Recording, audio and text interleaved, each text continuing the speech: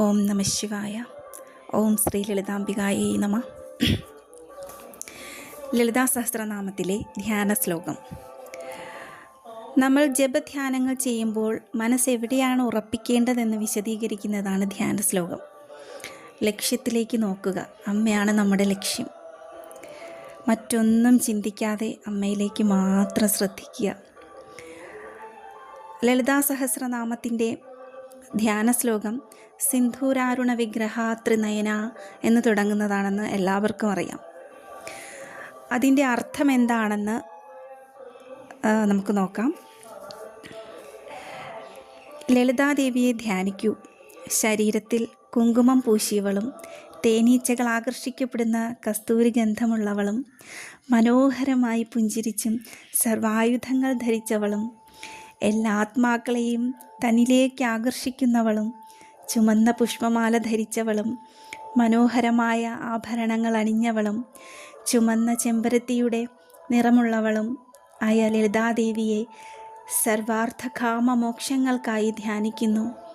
ഇതാണ് ലളിതാ സഹസ്രനാമത്തിൻ്റെ ധ്യാന ശ്ലോകത്തിൻ്റെ അർത്ഥം. നമ്മൾ അമ്മയെ എങ്ങനെ കണ്ടുകൊണ്ട് വേണം ലളിതാ സഹസ്രനാമം ജപിക്കാൻ.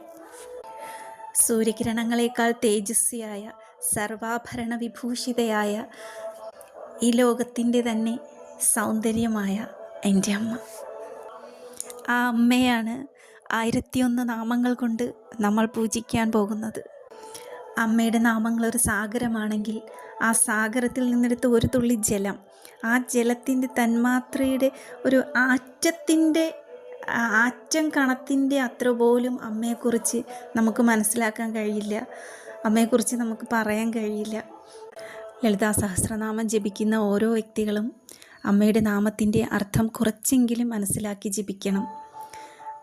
ഞാൻ മനസ്സിലാക്കിയ കാര്യങ്ങൾ മറ്റുള്ളവരിലേക്ക് പകർന്നു കൊടുക്കുന്നു.